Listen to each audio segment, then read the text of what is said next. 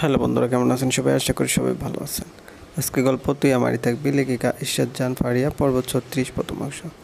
কাঁচ ভাঙার শব্দটা প্রচণ্ড জোরে কানে এসে লাগলো। চোখগুলো কেমন লেগে আছে, খুলতে কষ্ট হচ্ছে।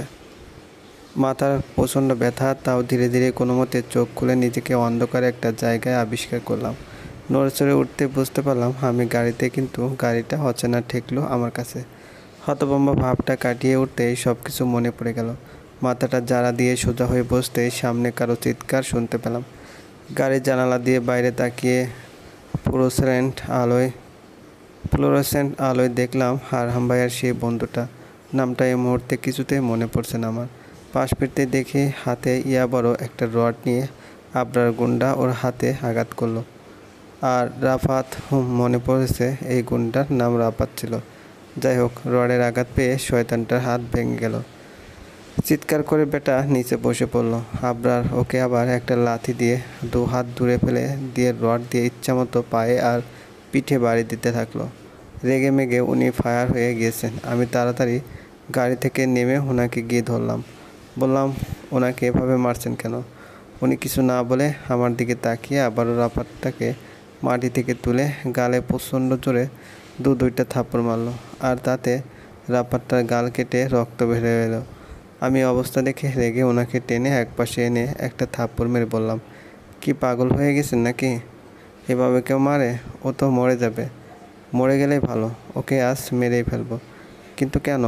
কি করেছে উনি? উনি এবার অসহায় দৃষ্টিতে আমার দিকে তাকালেন। হতভম্ব হওয়া গলায় জিজ্ঞেস করলেন, তোমার সাথে যা হয়েছে তারপরেও তুমি এসব বলছো? অবাক হয়ে বললাম, কি হয়েছে আমার সাথে? মানে এই রাফাত তোমাকে কিডন্যাপ করে নিয়ে যাচ্ছিল, আর তুমি আমায় জিজ্ঞেস করছো তোমার সাথে কি হয়েছে? সিরিয়াসলি? আজব, আমার কথা বিশ্বাস হচ্ছে না? হচ্ছে। আসলে আমি ভাবিনি এমনটা হবে।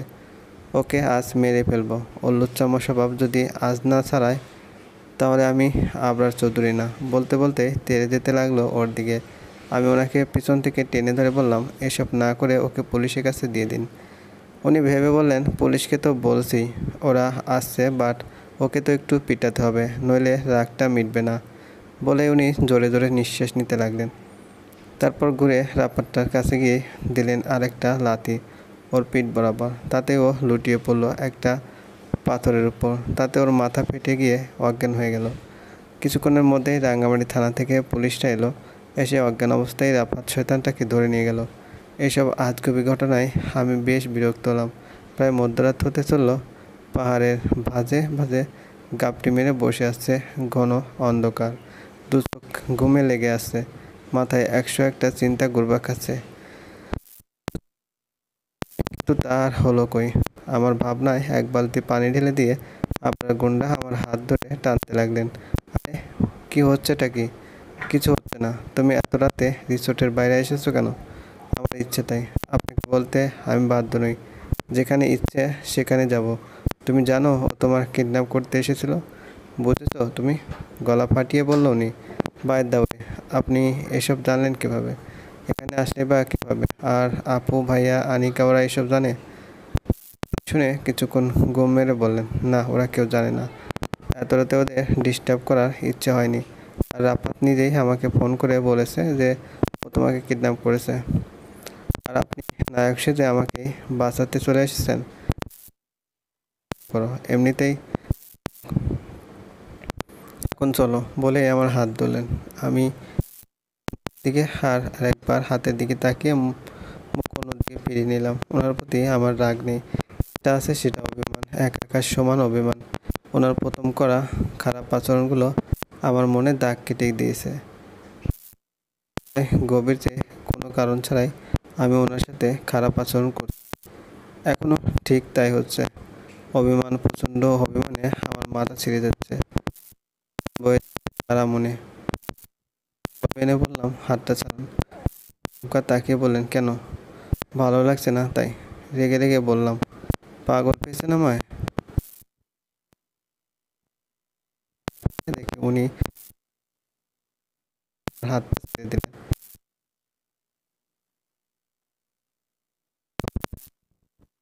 উনি চোখ মুখ শক্ত করে বললেন, আমি তোমার ভালোবাসা পাওয়ার যোগ্য। তুমি ভালো কাজে ডিজার্ভ করো। করে দিলাম যে দাঁড়িয়ে কাহিনী দেখছি। বাংলা সিনেমা যে আমার জীবনে ঘটবে ভাবতে পারিনি। কি হলো, যাও ওখানে, আমার সামনে যাও, যাও ফার্স্ট ফার্স্ট। জানালার কাছে প্রচন্ড জোরে একটা ঘুষি দিলেন, তাতে কাঁচ ভেঙে ওনার হাত কেটে যায়। আমি ধরে উনি মাঝপথে আমাকে থামিয়ে ওনার কাছে যেতে নিষেধ। আমি দাঁড়িয়ে দাঁড়িয়ে কাঁদছি, তাও উনি ওনার হাত দিয়ে ইচ্ছে মতো গাড়িতে বাড়ি দিতে লাগলেন। আমি ওনাকে থামতে বললেও থামছে না। আমি কেঁদে বললাম, করছেন কেন? আমি মরে যাব। না না না, আমি ভালোবাসি আপনাকে, প্লিজ থামুন এবার। কাঁদতে কাঁদতে মাটিতে বসে পড়লাম। উনি একরাশ কষ্ট নিয়ে হেসে বললেন, মিথ্যা বলা, তুমি আমায় ইউ ডাফার গার্ল। আমি সত্যি বলছি, প্লিজ বিলিভ মি।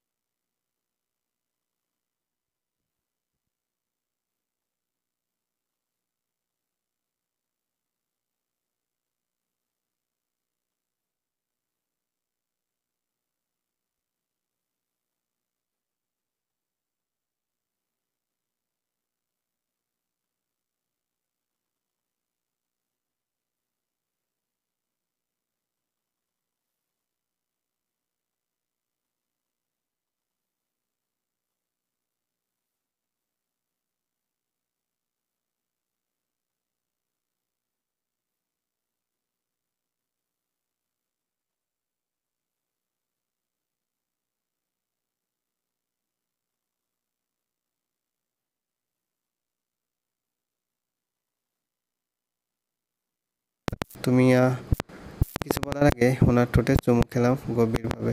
তারপর জড়িয়ে ধরে বললাম, সত্যি বলছি, খুব ভালোবাসি। এরকম অভিমান হয়েছিল, কিছু করুন, কিছু করতে হবে না, তুমি আছো সেটাই অনেক। আরে প্লিজ রক্ত মুছুন, চলবে। ভালো লাগলে অবশ্যই লাইক করবেন। বন্ধুরা কেমন আছেন সবাই? আশা করি সবাই ভালো আছেন। আজকে গল্প তুই আমারই থাকবি, লেখিকা ইরশাদ জাহান, পার্ট 36, শেষ অংশ। রাঙামাটি সেই ঘটনার পর আজ কয়েক মাস কেটে গিয়েছে। আনিকা প্রেগনেন্ট, এটাই পরিবর্তন, আর বাকি সব কিছু স্বাভাবিক। কিন্তু আবরার শয়তানটার ছাগলামি কমেনি একটু। সারাক্ষণ কিছু না কিছু করছেই, আর মামানির কাছে বকা খায়। অবশ্য সেটা আমার জন্যই। আমি মা ছেলের কাণ্ড দেখে রীতিমতো হাসতে হাসতে পাগল হয়ে যাই। সন্ধ্যাবেলা আমি আপু আর আরহাম ভাইয়ের রুমে বসে মোবাইলে গেমস খেলছি। এমন সময় সাদাব ভাইয়া ফোন দিল। ওনার কণ্ঠ খুশি খুশি। জানালেন যে তাদের ফ্যামিলিতে একটা পরী এসেছে। আমি অবাক হয়ে বললাম, কখন ঘটলো এসব? আর বললো না, তুমি তো জানোই তোমার বান্ধবী কত ভীতু। আজ বিকেলে সিঁড়ি থেকে পড়ে যাওয়ায় অজ্ঞান হয়ে পড়ে। পরে হসপিটালে নিয়ে আসার পর ডাক্তার ইমিডিয়েট সিজার করতে বলে, নইলে মা বাচ্চা দুজনের জন্য রিস্ক। তাই তড়িঘড়ি করে সব ফর্মালিটি শেষ করতে গিয়ে তোমাকে জানানোর সুযোগ পাইনি। আবরারকে জানিয়েছিলাম। ও আসার পরেই আমি একটু চিন্তামুক্ত হলাম। উনি জানতেন, আমাকে তো বলেনি। তুমি নাকি আনিকার এই অবস্থা দেখে কষ্ট পেতে, তাই? আমি কি বাচ্চা নাকি, কষ্ট পাবো কেন? আমার বেস্টির বেবি হয়েছে আর আমি নেই, ভাবা যায়? আমি এক্ষুনি আসছি। না না না, আসার দরকার নেই। হসপিটালে রাতে আর কাউকে অ্যালাউ করবে না। আমি বেবির ছবি পাঠিয়ে দিচ্ছি। তাহলে কাল আসবো। আর আপনার ওই গুণটা বন্ধুটাকে বলে দিয়েন যে আমার সাথে আর কথা নেই। বললেই ফোন কেটে দিলাম। রাগে গা জ্বলছে। ছোটোবেলার বৃষ্টি আজ মা হয়েছে, তা আবার আমার কলিজা হানিকা। আর আমি কি না কিছু জানি না। আসলে সময় আর পরিস্থিতি মানুষকে পাল্টে দেয় ভীষণভাবে। খুব কাছের মানুষটার খবর রাখাটাও যেন অনেক কঠিন। এইসব ভাবতে ভাবতে একটা দীর্ঘশ্বাস বেরিয়ে এলো। এমন সময় আপু আমার পাশে বসে বললেন, কী রে, তোর বেস্টির প্রিন্সেস হয়েছে, জানিস তো? আমি মুখ গোমড়া করে বললাম, জানি। মন খারাপ নাকি? তো হবে না, তোমার দেবর আমাকে কিছুই বলেনি। শালা হাতি। আরে রাখছিস কেন? ইচ্ছে হয়েছে? শোনো আপু, আমি আজ তোমার সাথেই থাকবো। ওই গুন্ডা আসলে বলে দিও তার সাথে আমার কোনো কথা নেই। তুই গিয়ে বলিস আমার ভাইটা রাতে একা ঘুমাতে যাবে। কেন, বউ থাকতে সে রাতে ভয় পায়? ও তাই বুঝি, এত দরদ? বাহ, হবেই তো, একটা মাত্র ছোটো দেবর আমার। আমি কটমট করে আপুর দিকে তাকিয়ে রুম থেকে বেরিয়ে এলাম। পিছন থেকে আপু হাসে। আমি সোজা মামনির রুমে ঢুকে বিছানায় শুয়ে পড়লাম। মামনি মাথায় হাত বুলিয়ে দিতে দিতে বলল, কী হয়েছে আমার বাচ্চাটা? আমি ঠোঁট ফুলিয়ে বললাম, তোমার ছেলের জন্য আমি আমার বেস্টির কাছে থাকতে পারিনি, তার বাচ্চাকে আদর করতে পারিনি। সব দোষ তোমার ওই ছেলের। আহা, থাক, এত রাগ করতে নেই। তোর ভালোর জন্যই নিয়ে যাইনি হয়তো। যাই হোক, তোমার ছেলে আজ একা থাকুক, রাতে আমি এখানে থাকবো। নিয়ে আসলে বলে দিও, ঠিক তো? হুম, তাহলে ভালোই। তোর মামুকে বলে দেবো গেস্ট রুমে ঘুমোতে।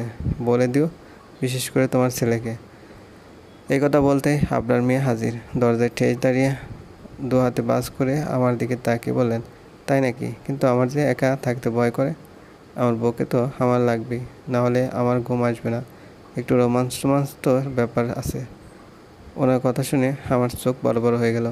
মামনির দিকে তাকিয়ে দেখে মিটিমিটি হাসছেন। ইস, কি লজ্জায় পড়লাম রে বাবা। আমি কিছু বলতে যাবার আগে উনি আমাকে কোলে তুলে নিয়ে রুমের দিকে রওনা হলেন। আমি হাত পা ছাড়ছি। ছি ছি, লজ্জা লজ্জা। মায়ের সামনে ছেলে বউকে কোলে তুলে নিল। বেলার ছেলে ছাড়ুন আমাকে। দূর, পক পক বন্ধ করো, নইলে আছাড় মারবো। রুমে এখানেই বিছানার উপর ধবাস করে ফেলে দিলেন উনি। দরজা লক করে এসে আমার কাছে বসলেন। বলেন, জানো সাদাবের একটা প্রিন্সেস হয়েছে? জানি জানি। আপনি আমাকে নিয়ে গেলেন না কেন? এমনি, কাল নিয়ে যাব। লাগবে না। আমি ওকে দেখতাম, ছোটো বেবিরা কত কিউট হয়, ছোট ছোট হাত পা, ওয়াও। উনি কেমন নেশাভরা গলায় বললেন, খুশবু, তোমায় একটা কথা বলি। বলুন। আমার একটা প্রিন্সেস চাই। বললেই হলো? আপনি আমার মতো সুন্দরী প্রিন্সেস রেখে আবার প্রিন্সেস চাইছেন? এত বড় সাহস! আরে, আমি তোমার কথা বলছি না। জানি তো, বাইরে কার সাথে পীড়িত করে এসেছেন। ব্রুকুসকে সন্ধে গলায় বললাম। উনি ধৈর্যহীন হয়ে আমার ঠোঁটে ঠোঁট ছুঁয়ে বললেন, আমি আমাদের বেবির কথা বলছি। আমি তবদা লেগে বসে রইলাম ওনার কথা শুনে। প্লিজ, আমার একটা বেবি চাই। আমি ডোক গেলে বললাম, কীভাবে? প্লিজ খুঁজবো, আমার একটা মেয়ে ভেবে চাই। আরে, বেবি কি আকাশ থেকে আসবে নাকি? কথা কাটাবার জন্য বলছে। উফ, তুমি কি বোকাস খুঁজবো? আমি তো দেখছি কীভাবে বেবি হয়। আমি চোখ বড় বড় করে বললাম, মানে? আপনি কি লুনুসি? এখানে লুনুসে কী হলো? রোমান্স টাইপ কথা? লাগামহীন কথাবার্তা বন্ধ করুন তো। তাহলে আমার ইচ্ছের কী হবে? বাঁকা হাসি দিয়ে আমার দিকে এগোতে এগোতে বললেন, উফ, দূরে যান তো। সবসময় ভয় পাচ্ছ নাকি? মোটেও না। মোটেও? হ্যাঁ। আপনি উনি আমার মুখ চেপে ধরে বললেন, হুস, একদম চুপ করে থাকো ডাফার মেয়ে। আমাকে আর কিছু বলার সুযোগ না দিয়ে উনি আমার ঠোঁট দখল করে নিলেন। বেশ কিছু বছর পর। খুশবু, তুমি পক পক বন্ধ করো। আমি আমার বেবির সাথে খেলা করব। ও, আমার মেয়ে আমার না, আপনার একার? অফকোর্স, তাই না আরশি? বাবাই। ও, তাহলে আরশির তার মাকে দরকার নেই, তাই তো? আমি মুখ ফুলিয়ে বললাম, ঠিক আছে, আমি চলে যাচ্ছি। আরশির মা একা থাকবে এখন থেকে। বলে চলে যেতে নিলাম, অমনি আমার 4 বছরের মেয়েটা পিছন থেকে বলে উঠল, you are greatest mom, I love you. আমাদের ছেড়ে যেও না প্লিজ। আর গুন্ডাটা আমার হোনাটা টেনে ধরে বলল, আমি কি আর সুগন্ধি আপনাকে ছেড়ে থাকতে পারি? রাতে একা ঘুমাতে পারি না, ভয় করে। তাছাড়া রোমান্সের ব্যাপার তো আছে। আপনি লুনুসের লুনুস। তাহলে বলো, আমাদের ছেড়ে যাবে না? নইলে আমি আমার প্রিন্সেসের সামনে চুমু দিয়ে ফেলবো কিন্তু। বাঁকা হাসি দিয়ে আমি ভয়ে ভয়ে বললাম, জি জি জি, যাব না। আমার 4 বছরের আহর্ষি খিলখিলিয়ে হেসে বলল, মাম্মি, তুমি পাপাকে ভয় পাও তাই না? আবরার গুন্ডা বাঁকা হাসি দিয়ে আহর্ষিকে কোলে তুলে নিল। চুলগুলোতে বিনুনি করতে করতে বলল, তোমার মাম্মি একটা ভীতু তো তাই? আমি চোখ পাকিয়ে বলে উঠলাম, মোটেও না। মোটেও? হ্যাঁ। তুমি আমারই থাকবে বলেছিলাম না? দেখলে তো কীভাবে রেখে দিলাম। না, দেখুনি। আপনি আপনার মেয়ে নিয়ে থাকুন, আমি চলে যাব। পারবে না, because you are my life. আরশি আবার খিলখিল করে হেসে উঠল। তারপর ওনার কল থেকে নেমে আমার মুখ চুমু এঁকে দিয়ে চলে গেল আপুর ঘরে। এখানে আপুর বেবি আর আহর্ষির একমাত্র ছোট ভাই আহানাব, 2 বছর বয়স ওর। হাঁটতে শিখেছে মাত্র। আহর্ষি সারাদিন ওর সাথে খেলা করে। নিজের মেয়েকে এরকম খুশিতে দেখতে পেয়ে আমার আনন্দের কোনো সীমা থাকে না। আহর্ষি ঠিক আমার ছোটোবেলার মতো, আমার নিজের অস্তিত্ব, আমার মেয়ে, আমার পৃথিবী। এমন সময় আবরার গুন্ডা আমার গলায় মুখ ডুবিয়ে বলেন, আহর্ষির আম্মা এত ভাবে কেন? আমি হেসে বললাম, আহর্ষির আব্বা এত ফাজিল কেন? আহর্ষির আব্বা তার বউকে কাছে পেতে সবসময় ফাজলামো করে, ফাজিল হতে রাজি আছে। ধরুন আমি যদি মরে যাই, এমন হবে না। আর এমন হলেও তুমি আমারই থাকবে। এতে ভালোবাসেন কেন? জানি না, এমনি। তুমি ভালোবাসো না? বাসি তো। তুমি যে কারণে ভালোবাসো ধরে নাও আমি সেই কারণেই ভালোবাসি। আমি তো কারণ ছাড়াই ভালোবাসি আপনাকে। আমিও কারণ ছাড়াই ভালোবাসি, জানো তো। ভালোবাসতে কোনো কারণ লাগে না।